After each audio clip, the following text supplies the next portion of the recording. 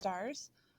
If you could log into Chrome right up here with your student ID number and password, you can click on the waffle and go to your classrooms. In Google Classroom, you'll find a classroom called Coding is Elementary.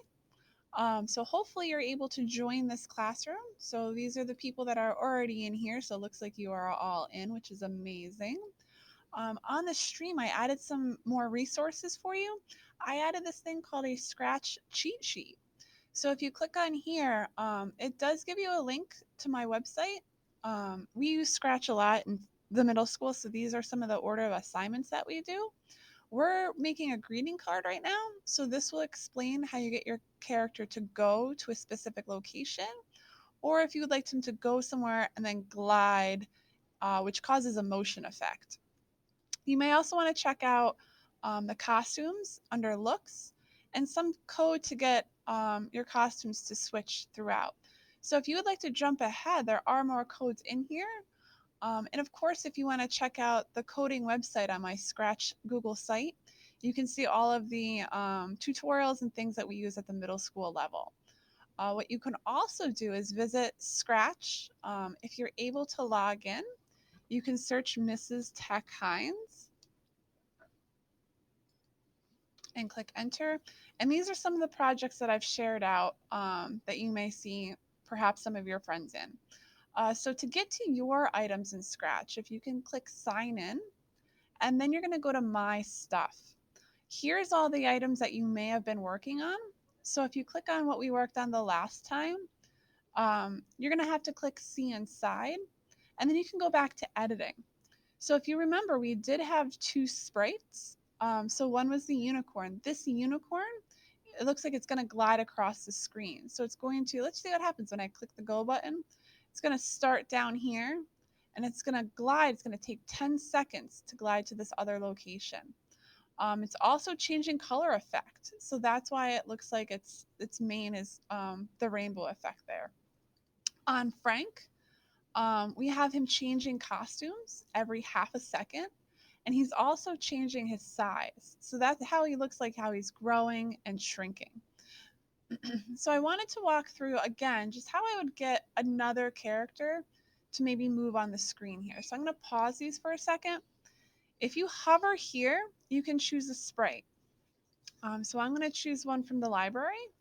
So perhaps I have, let's see. This looks pretty cool because it looks like it could be flying. So I'll bring a dinosaur in. And I'm going to just place him where I want him to start.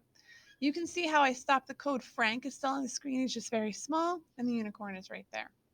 So if I would like the pterodactyl to kind of fly back and forth, I'm going to place him where I would like him to start. And I'm going to grab a green flag under events. For the most part, your code is always going to start with this green flag. So that's telling it when this is clicked, follow the rest of these directions. Under motion, I can drag the go to this X and this Y. These is the location of your sprite. So now if I slide him across, you'll notice that my numbers changed. So if I want him to glide to that location, and then maybe I want him to glide back again. So if you notice, it automatically generates the numbers for me, which is quite nice. So now I'm going to have it do that, but perhaps I want that to repeat.